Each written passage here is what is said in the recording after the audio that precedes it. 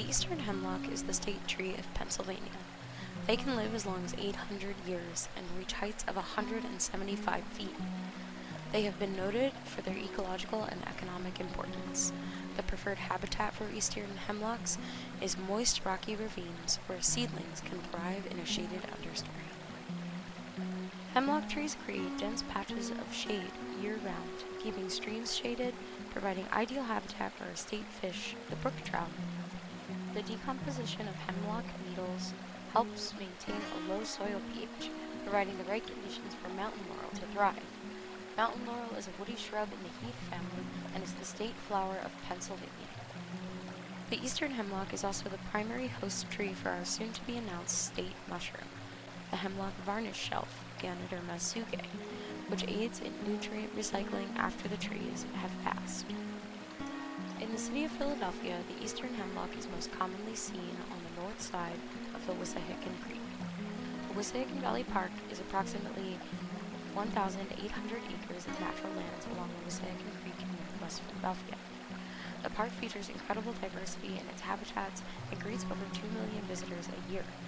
Hemlocks are an important part of ecosystem regulation in the Wissahickon because they help retain and divert moisture, prevent erosion, and support life.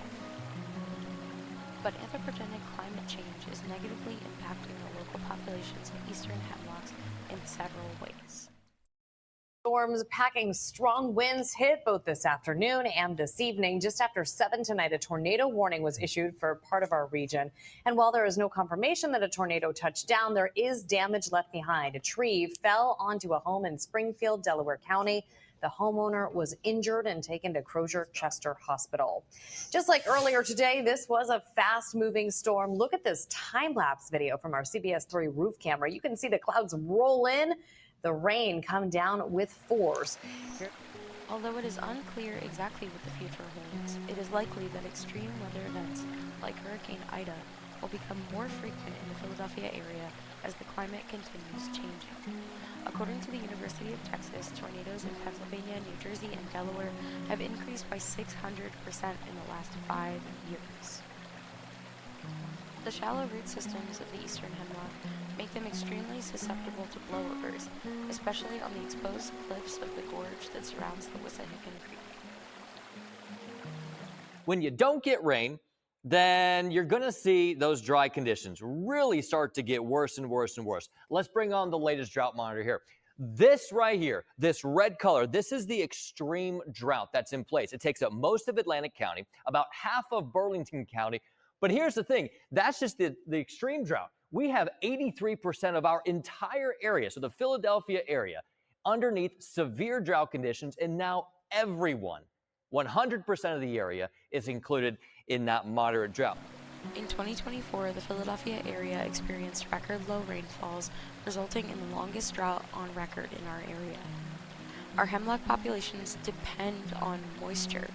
Seedlings are most susceptible to drying, and extreme droughts may prevent germination altogether, leaving no young trees to replace the older trees as they go. Warming temperatures across the region are also creating a tolerable environment for the invasive hemlock woolly adelgid. This insect is a true bug in the order Hemiptera, which uses sucking mouth parts to steal nutrients from the plant, leading to its overall decline.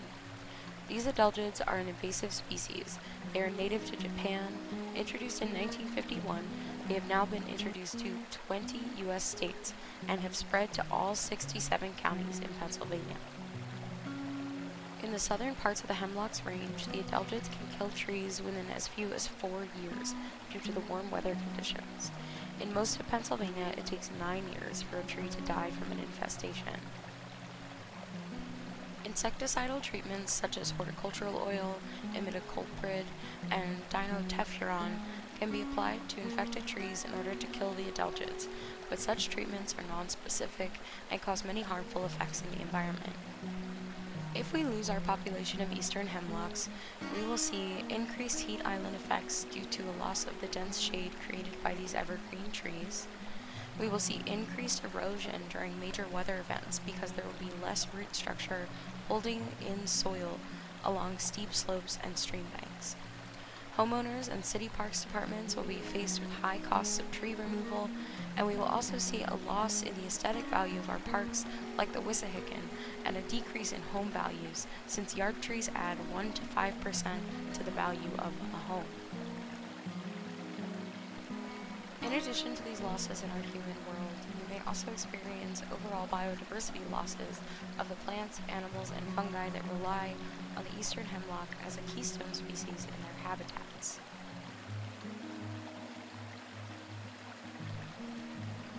We are living through the 6th great extinction. Globalization has caused widespread ecosystem disruption exacerbated by climate change. Some species will go extinct, and eastern hemlocks may be one of them, spiraling entire systems into extinction. Although conservation efforts aim to mitigate losses, there is no telling of the vast devastation that is yet